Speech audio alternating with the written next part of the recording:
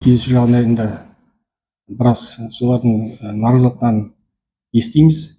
Әрине оның ішінде мына мен өзімдікі мына ескі микрорайон болғаннан кейін өте коммуникация дейміз ғой, коммуникациялардың бәрі ескерудің арасында осы мына жұмыстарымыздың бәрі қазір соған тіреліп тұр. Енді мына қазіргі мына өзіңіз білесіздер, біздің депутаттар әр жерде қандай бір адамдар жиналып, осындай жиынға жиналып, назарлықтар білдіріп жатқан кезде осы біздің депутаттарымыз барып кездеседі, адамдармен кездескенде сол айтатындары микрорайонда су жоқ, микрорайонда тоқ жоқ, микрорайонда газ жоқ деген сияқты.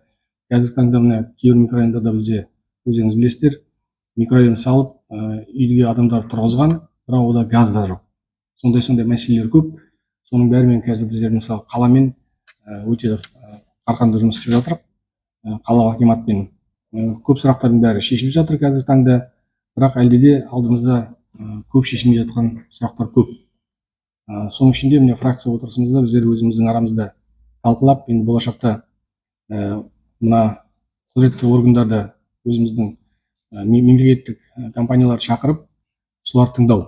Енді соларды тыңдап, солардың жобасын, жүйесін тыңдамасақ, алда тұрған қандай да бір сұрақтардың бәрін шешілмеуі солардың қолында ғой. Енді біз соған қазір жұмыс істеуіміз керек. Может, оларға бюджеттің ақшасы жетпей жатқан шығар, басқа да мәселелер бар деген сияқты. Солардың бәрін қазір пысықтап, осы бүгінгі таңда қазір сонымен айналысып жатыр. Әрине бұл үлкен жұмыс, бір күндік жұмыс емес. Бағдарламамыз бар, оның бәріміз өзіміз білеміз. Қағазға жазған бір бөлек, бірақ орындаған, өзіңіз білесіздер, орындаған қиын. Соның ішінде қазір депутаттардың қолында бір үлкен билік болса екен, сонда онда бір шешілетін еді. Қазіргі таңда енді бәрі осы қалалық акиматқа неткеннен кейін, жүктелгеннен кейін, оның ішінде өздерінде де бір адамдар да жетіспейді деген сияқты сондай проблемалар бар. Проблеманың бәрін айта берсең, олар ешқашан шешілмейді. Осы таңда депутаттарымыз жақсы жұмыс істеп жатыр, адамдармен кездесіп жатыр. Өздеріңіз білесіздер, қазір енді мына жұмыссыздық деген өте қатты бір проблема болып тұр.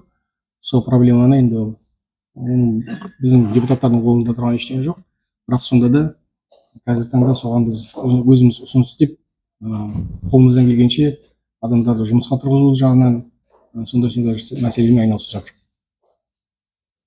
Қысқаша айта кетсек осы, біздің арамызда депутаттар бар, сөйлейтін қазір өздерінің жұмыстарын деген сияқты баяндайтын. Соларға да сөз берейік.